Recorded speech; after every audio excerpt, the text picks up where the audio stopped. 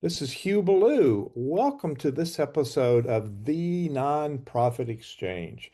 That's also the link where you find all the episodes, thenonprofitexchange.org. I have a special guest today, Richard Stern. So tell us a little bit about your title today, your topic. It's all about the team.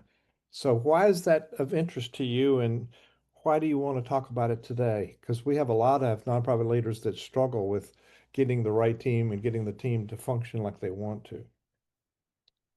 Okay, great question.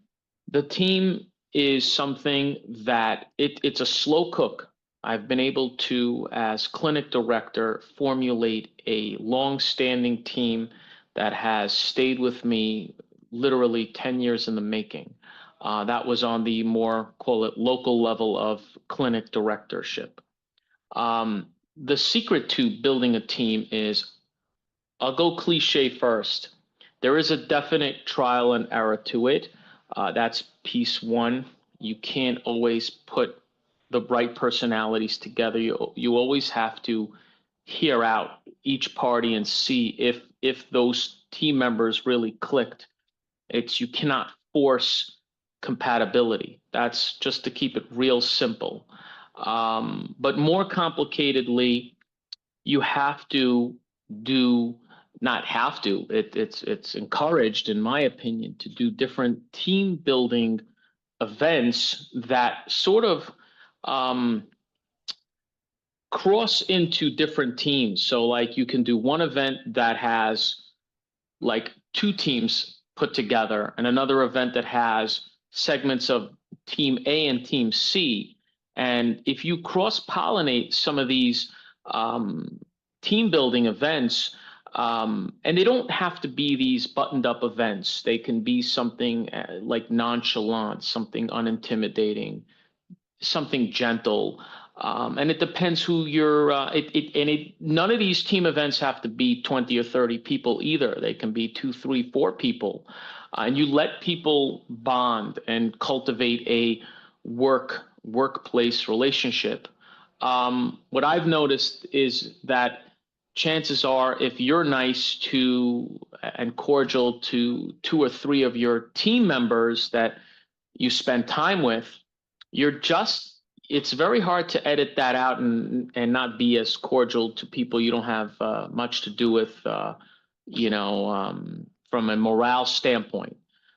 So that sort of it becomes an infectious style once these team building events manifest. It becomes infectious. It's not just, oh, I have a soft spot for person X because I spent time with them in a restaurant. It becomes, oh yeah, like if I'm going to be nice to him, I'm going to be nice to her as well.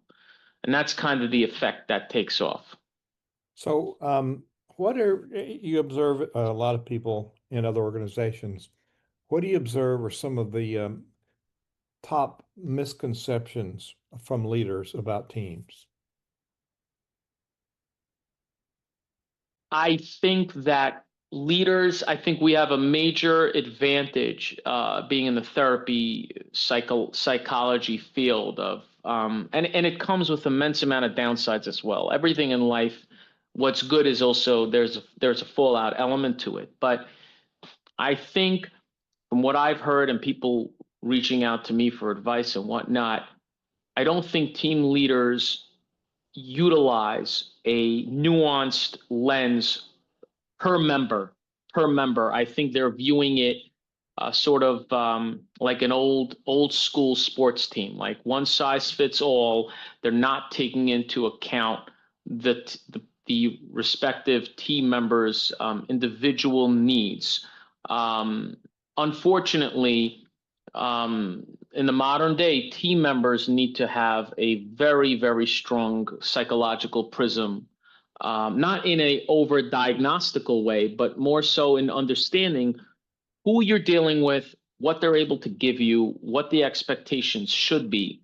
And it's not just, one team, one expectation, figure it out, work together. You have to sort of mold each person separately to work together on this thing. And I feel like people people are a little more sterile in the workplace. They just call on something, you didn't meet an expectation, you failed, and they'll dress that sentiment up.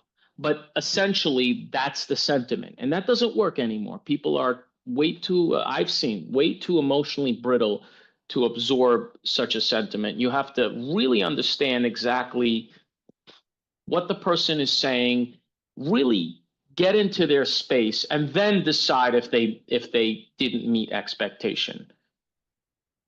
What do you want to leave people with as a thought or tip or challenge? Always think outside the box. Never feel locked into a situation, never feel entrapped. Always think outside the box. There's always a way out. There's always somebody above you, beside you, who can be spoken to, who can be explained or lobbied in a certain sense.